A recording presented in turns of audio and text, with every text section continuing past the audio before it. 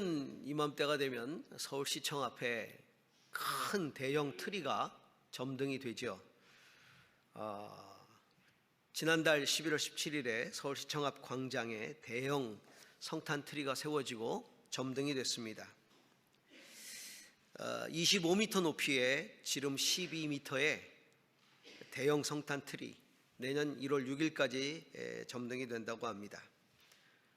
그런데 이 트리 점등과 동시에 곧바로 이 트리 장식물을 비판하는 소리가 나왔습니다.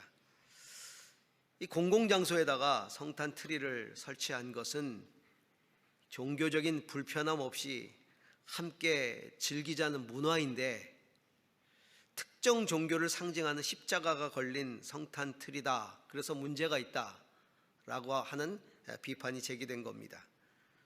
그러면서 12월 8일 청와대 국민청원에 공공장소 크리스마스 트리에 십자가 장식물 설치를 반대합니다, 이런 제목의 청원글이 게시가 되었다고 합니다. 그 사람은 청원하면서 말하기를 크리스마스는 기독교인들만의 행사가 아니기 때문에 그 십자가 장식에 시민들이 거부감과 불쾌감을 느낄 수 있으며 도시 및 지역을 대표하는 공공장소를 기독교 도시로 만들고 있다라고 하면서 청원을 올렸다는 것이죠. 몇 해 전에 불교계 단체인데요, 종교자유정책연구원이라고 하는 데서는 논평을 내면서 십자가는 유일무이하게 오직 기독교를 상징하므로 공공기관이 공공의 장소에 설치한 트리 위에 십자가가 장식된 것은 종교적 형평성 측면에서 옳지 않다, 이렇게 주장을 하면서 크리스마스는 아기 예수의 탄생을 기념하는 날로 3명의 동방 박사가 베들레헴의 별을 쫓아 그 위에 담긴 아기 예수를 찾아갔으며 성탄 트리가 유래한 유럽과 미국에서는 어디서나 이 사실을 기념하기 위해 트리 위에 별을 달고 있다. 십자가는 예수님의 죽음과 관련이 있는 상징물이므로 성탄절 장식으로는 적절치 않다, 이렇게 설명을 했다고 합니다.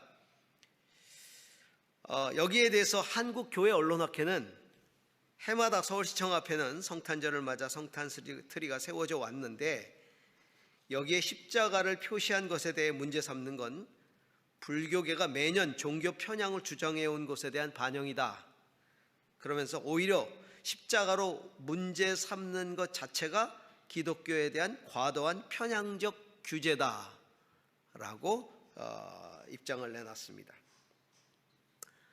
자, 이런 논란의 중심에는 예수 그리스도가 이 세상을 구원하기 위해서 오신 유일한 구세주라는 것을 인정하지 않으려는 의도가 숨어 있는 것이죠. 성탄, 거룩한 탄생이라는 의미죠. 이 성탄은 온 세계가 기뻐하는 거룩한 탄생입니다. 그날이 왜 기쁨의 날이고 왜 거룩한 탄생이라고 불리웁니까? 아이들이 세인트 클로스, 그렇죠? 성 니콜라우스, 우리는 그것을 산타크로스라고 부르죠. 그 산타크로스로부터 애들이 선물을 많이 받는 날이기 때문에 성탄입니까? 아니면 오랜만에 가족들이 모여서 좀 파티를 할 수 있는 날이라서 성탄입니까? 평상시보다는 그나마 자선 구호금을 좀 더 받을 수 있는 날이라서 성탄입니까? 아니면 훌륭한 성인 가운데 한 분이 탄생한 날이라서 성탄입니까? 성탄은 온 인류를 구원하시기 위해 이 땅에 하나님의 아들이, 온 인류를 구원하시기 위해 하나님의 아들이 인간으로 오신 날이기 때문에 성탄입니다. 이 성탄에 대해 성경은 무엇이라고 증거하고 있습니까? 마태복음 1장 21절, 천사가 마리아에게 이렇게 이야기를 합니다. 같이 한번 읽어봅니다. 마리아가 아들을 낳을 것이니 너는 그 이름을 예수라고 하여라. 그가 자기 백성을 그들의 죄에서 구원하실 것이다. 또 천사들이 목자들에게 나타나서 성탄을 계시해 주었죠. 그들에게 전해준 소식은 무엇입니까? 누가복음 2장 10절에서 11절입니다. 함께 읽습니다. 천사가 그들에게 말하였다. 두려워하지 말아라. 나는 온 백성에게 큰 기쁨이 될 소식을 너에게 전하여 준다. 오늘 다윗의 동네에서 너에게 구주가 나셨으니 그는 곧 그리스도 주님이시다. 온 백성에게 미칠 큰 기쁨의 소식을 너에게 전해준다. 다윗의 동네에 구주, 구원의 주, 구세주가 나셨다. 곧 예수 그리스도다.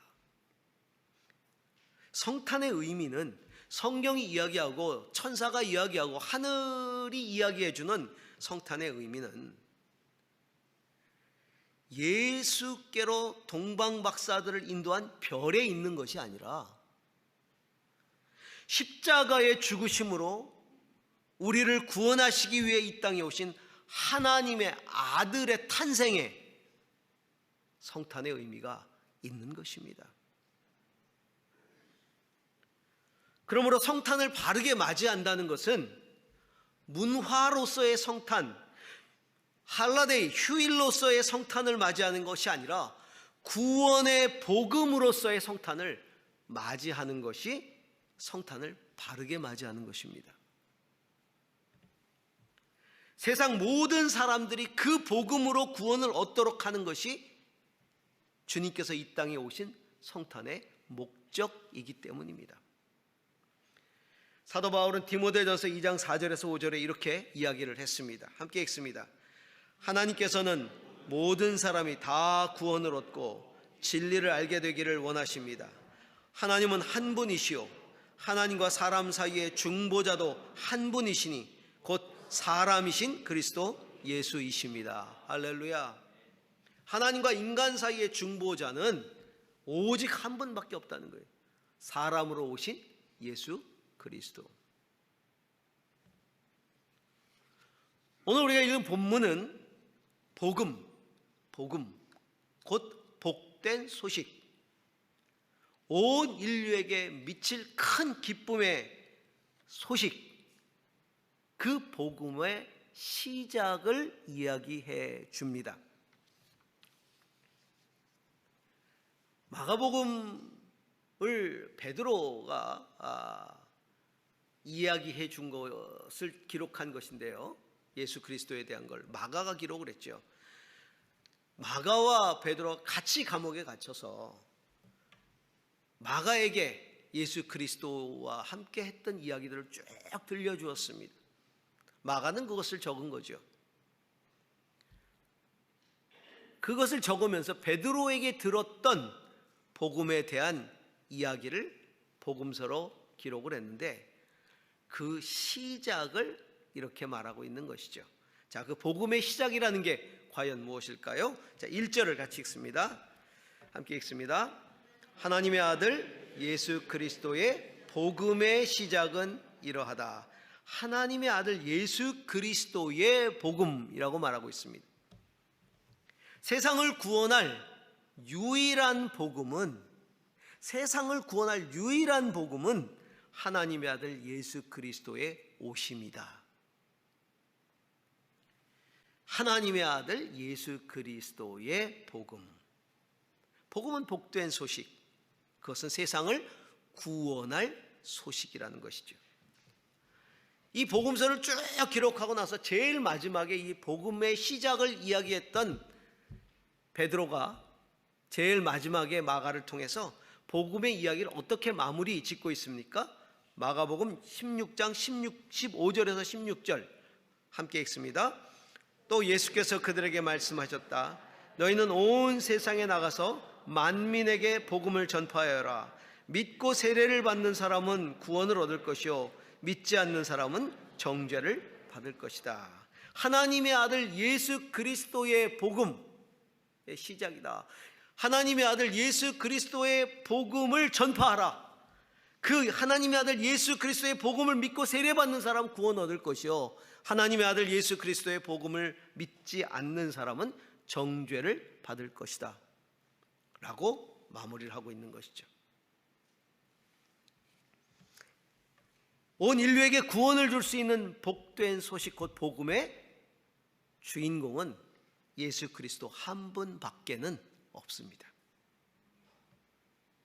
예수님만이 우리 죄를 사하시기 위해서 인간의 몸을 입고 오신 하나님의 아들이시고 유일한 구세주 그리스도이기 때문입니다. 세상 각 분야에는 좋은 소식들이 많이 있습니다. 굿 뉴스. 주식하는 사람에게는 주가가 올랐다는 게 굿 뉴스겠죠. 각 분야에서 얼마나 좋은 소식들이 많이 들려옵니까? 굿 뉴스는 참 많습니다. 그런 것들은 다 상대적인 것들입니다. 그러나 구원을 위한 굿 뉴스, 구원해 주는 복음, 그것은 오직 하나밖에 없습니다. 하나님의 아들 예수 그리스도의 복음밖에는 없습니다. 유일한 구원의 복음이고 유일한 영생의 복음입니다. 절대 복음입니다. 상대적인 굿뉴스가 아닙니다. 절대적인 굿뉴스입니다. 그렇기 때문에 베드로는 감옥에 갇혀서도 이 복음을 이야기하려고 했던 것이고, 그가 감옥에 갇혀 죽음을 앞둔 그 상황도 이 복음을 전하려다 그렇게 된 것이지요. 그는 복음의 주인공이신 예수 그리스도를 믿고 따랐습니다. 그분의 모든 사역을 목격했습니다. 예수님이 가장 비밀한 것들을 보이실 때마다 베드로는 함께 있었습니다.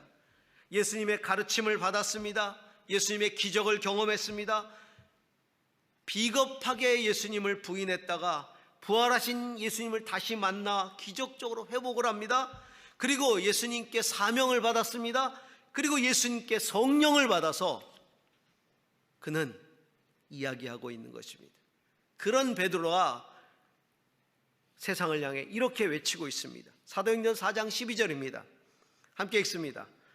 이 예수 밖에는 다른 아무에게도 구원은 없습니다.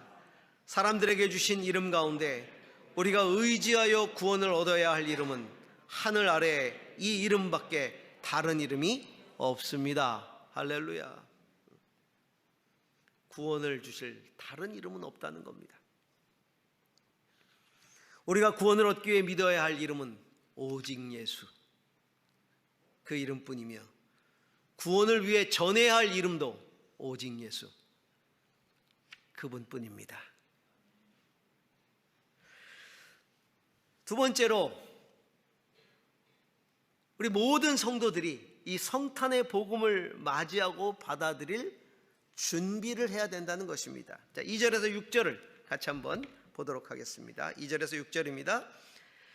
예언자 이사야의 글에 기록하기를, 보아라, 내가 내 심부름꾼을 너보다 앞서 보낸다. 그가 네 길을 닦을 것이다. 광야에서의 외치는 이의 소리가 있다. 너희는 주님의 길을 예비하고 그의 길을 곧게 하여라 한 것과 같이 세례자 요한이 광야에 나타나서 죄를 용서받게 하는 회개의 세례를 선포하였다. 그래서 온 유대 지방 사람들과 온 예루살렘 주민들이 그에게 나아가서 자기들의 죄를 고백하며 요단강에서 그에게 세례를 받았다. 요한은 낙타 털옷을 입고 허리에 가죽띠를 띠고 메뚜기와 들꿀을 먹고 살았다. 예수께서 이 땅에 오시기 700년이 좀 더 되는 그 700여 년 전에 이사야 선지자가 예수 그리스도, 그분이 이 땅에 오시기 전 그의 길을 예비할 자가 먼저 올 것이다 라고 예언을 했죠. 그것이 바로 세례를 베풀었던 세례자 요한입니다. 예수님보다 6개월 먼저 태어났죠. 세례 요한은 예수님이 이제 역사의 무대에 공생애를 시작하기 전에 먼저 광야에 나가서 사람들에게 외치기 시작합니다. 주의 길을 예비하라. 주님이 오실 길을 예배하라 라고 외치기 시작합니다. 그러면서 때가 다 찼다, 하나님 나라가 가까웠다, 회개하라. 예수 그리스도를 통해 하나님의 나라가 이제 우리 가운데 임할 텐데, 그 예수님을 통해 우리에게 임할 그 하나님의 나라를 준비하라고 말하고 있는 겁니다. 그러면서 그가 한 일이 죄 용서를 받게 하는 회개의 세례를 베풀었다. 그 말은 예수 그리스도를 통해 하나님의 나라를 맞이하기 위해서 회개하고 죄 사함을 얻어야 한다는 것입니다. 그리고 예수 그리스도를 맞이하라는 겁니다. 당시 이스라엘 백성들은 자신들은 당연히 구원받을 선민이라고 여겼습니다. 하나님이 택한 받은 백성이고, 자기들에겐 율법이 있고 하나님 나라가 있고, 자기들은 하나님의 백성이다. 우리가 율법만 잘 지키면, 그리고 제사를 잘 드리면 구원받을 수 있다라고 여겼죠. 그러면서도 교묘하게 죄를 짓고 그 죄를 합리화했습니다. 선민의식과 종교 생활에 젖어서 자기의 죄를 깨닫지 못했습니다. 그런 사람들에게 세례 요한이 나타나서 회개를 촉구한 겁니다. 선민의식에 사로잡혀 있지 말라, 철저히 회개해야 된다. 나가서는 세례까지 베풀어 버렸어요. 충격이었죠. 원래 세례라고 하는 것은 이스라엘 백성들은 세례를 받지 않아요. 이방인이 내가 이스라엘의 하나님 야훼를 믿고 나도 그분을 믿는 백성이 되고 싶다라고 할 때, 개종할 때 이방인들이 세례를 받아야 돼요. 유대인은 세례를 안 받습니다. 근데 회개하고 세례를 받으라? 이거는 선민의식을 없애버려라, 이런 뜻이거든요. 너희들이 이스라엘 백성이라고 해서, 유대인이라고 해서 구원받을 수 있는 게 아니다라고 선포하는 거거든요. 이건 엄청난 도전이죠. 수천 년간 이어온 선민의식, 이걸 하루아침에 깨버리는, 선민을 포기하라, 그런 뜻입니다. 선민을 포기하라. 오늘날로 말하면 모태신앙의 프리미엄을 포기하라 이거예요. 네가 모태신앙이기 때문에 나는 구원받는다, 난 뭐 3대째 신앙이다, 5대째 신앙이다, 이거 다 포기해야 된다, 다 내려놓으라는 거죠.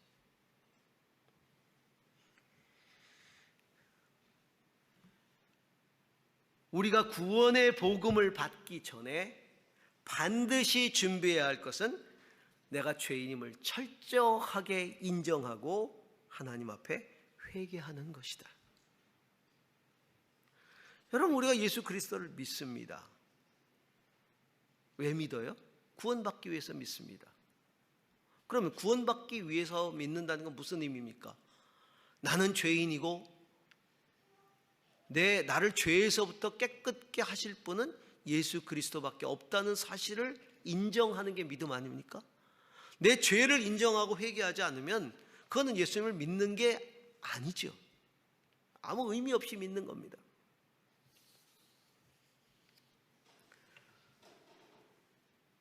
그 당시에, 세례 요한 당시에도 의식 있는 사람들은 와서 세례를 받기 시작합니다. 그 세례 요한의 말에 찔려서 죄를 깨닫고 회개하고 침례 물속에 들어가서 받기 시작한 거예요.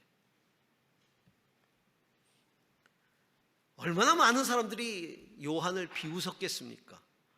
허튼 짓 하고 있단 말이에요.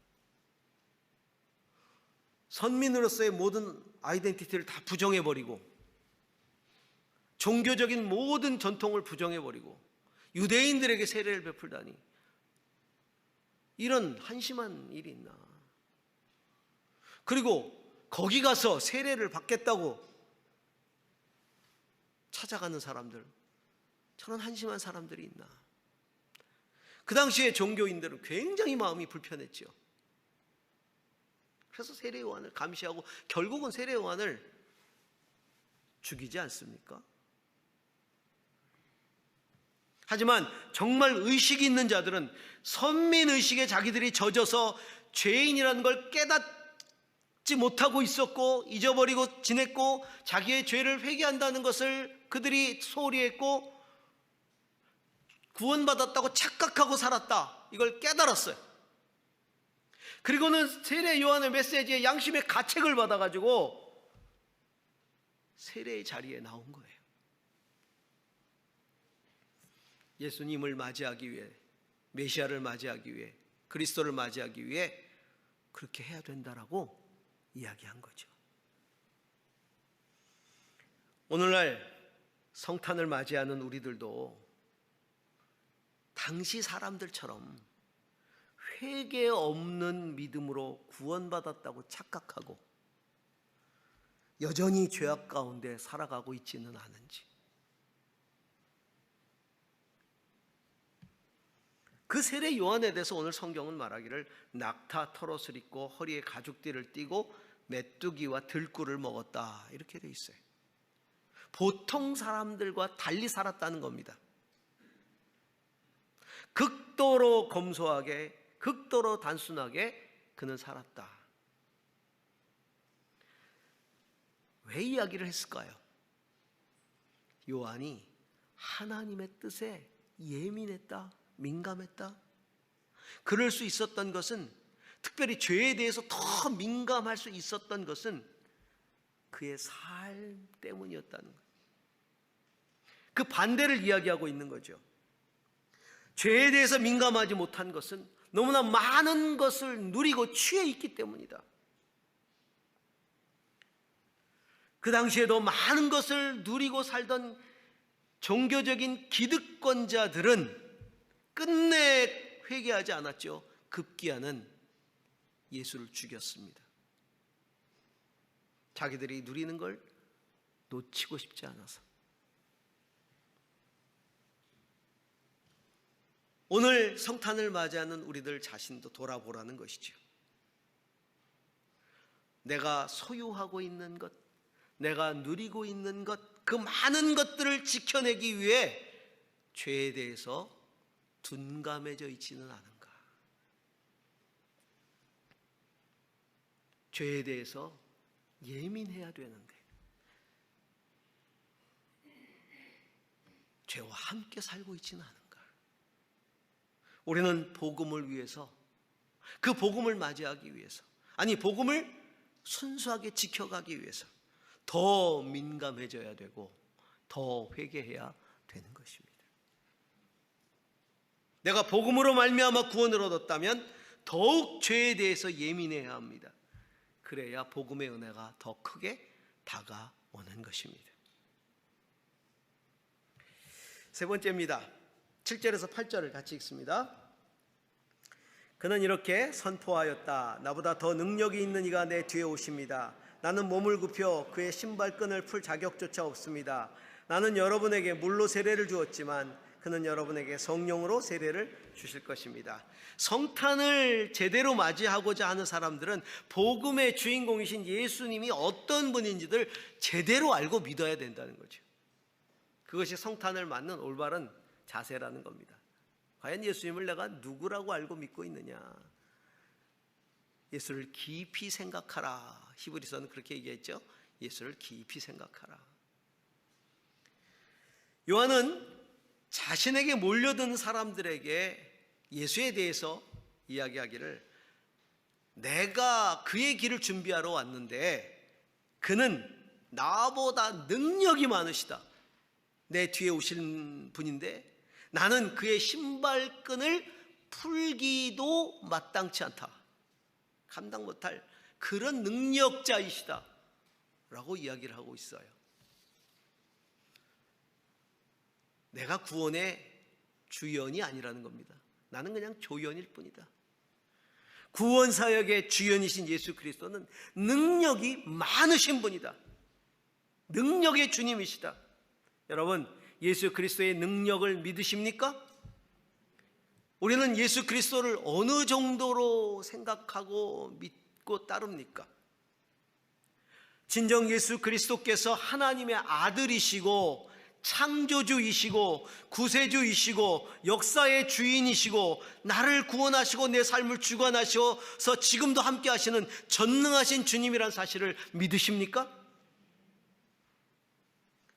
오늘 요한은 그분의 능력을 한마디로 표현하고 있습니다. 여러분에게 성령으로 세례를 주실 분이다. 인간적인 감동을 시켜서 회개하게 만들고 그리고 세례받게 할 그 정도의 존재가 아니라는 거죠. 그분은 성령으로 우리에게 세례를 주시고 성령을 부어주셔서 내 존재를 완전히 뒤집어 버릴 분이시고 그 뒤집어 놓은 존재를 통해 교회를 세우실 분이고 그 교회를 통해 땅끝까지 복음을 전하게 하시는 분이다. 그렇기 때문에 우리가 복음, 곧 하나님의 아들 예수 그리스도를 믿는 사람들이라면 우리는 성령의 세례를 받아야 합니다. 그리고 그 능력으로 살아가는 사람들이 되어야 합니다. 사도들이 그렇게 살았고 우리 믿음의 선배들이 그렇게 살았습니다. 우리도 그런 삶을 살아내야 합니다. 왜냐하면 내가 믿는 예수는 그분들이 믿었던 예수와 동일한 분이기 때문입니다. 지금은 추방돼서 한국에 나오셨지만 우리 유재철 선교사님 오랫동안 중국에서 선교하셨는데 아마 12월 20일 그 주간에 이제 제주를 방문하실 것 같은데 제가 해마다 겨울마다 가서 소수민족들에게 성경을 가르치고 교회를 가르치고 그랬었죠. 그때 그 유성교사님의 제자들과 세미나를 했던 적이 있었습니다. 그때 그 세미나의 주제가 교회론이었습니다. 그 제자 중 한 분이 저에게 물었어요. 한국 교회를 가르쳐 주시러 오셨군요. 한국 교회가 세계 다른 나라 교회들과 다른 어떤 점을 우리가 배워야 할까요? 이렇게 물었어요. 뭐 워낙 한국 교회에 대해서 들은 바가 많기 때문에. 근데 제가 이런 대답을 했습니다. 한국 교회는 과거 그 어느 나라보다 기도 많이 했습니다. 한국 교회는 그 기도 위에 세워졌습니다. 그리고 한국 교회는 과거 어느 나라보다 헌신을 했습니다. 한국 교회는 그 헌신 위에 세워졌습니다. 모두가 성령으로 충만했기 때문입니다. 그러나 지금 한국 교회는 물질에 취해서 기도도 사라지고 헌신도 사라져가고 있습니다.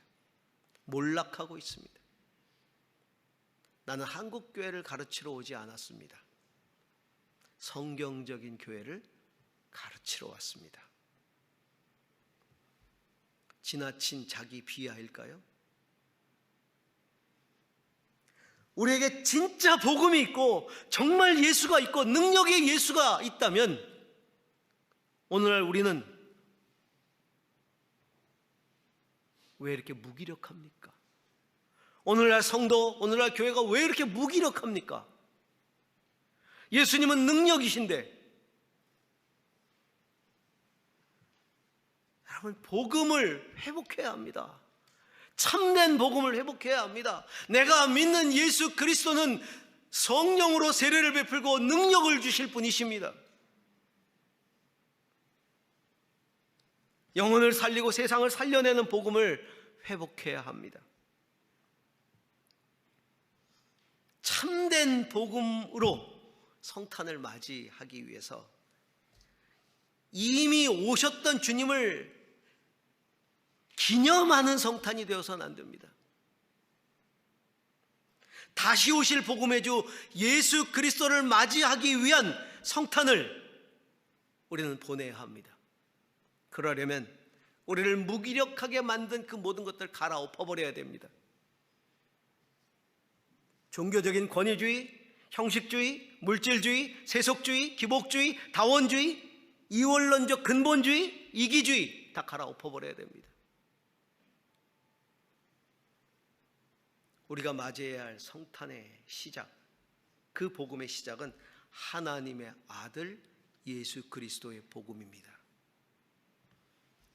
그 복음의 주인공이신 하나님의 아들 예수 그리스도를 제대로 알고 믿으십시다.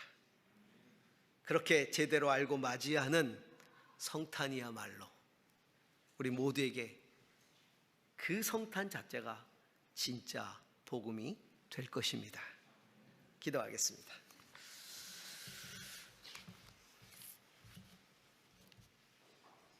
주님,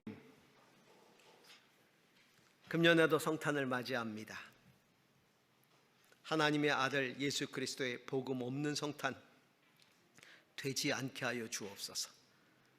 세상이 무엇이라 하든지 우리에게는 하나님의 아들 예수 그리스도의 그 복음이 참된 성탄으로 우리를 사로잡게 하여 주시고 그 믿음으로 다시 오실 예수 그리스도를 맞이하기 위하여 준비하는 성탄이 되게 하여 주옵소서.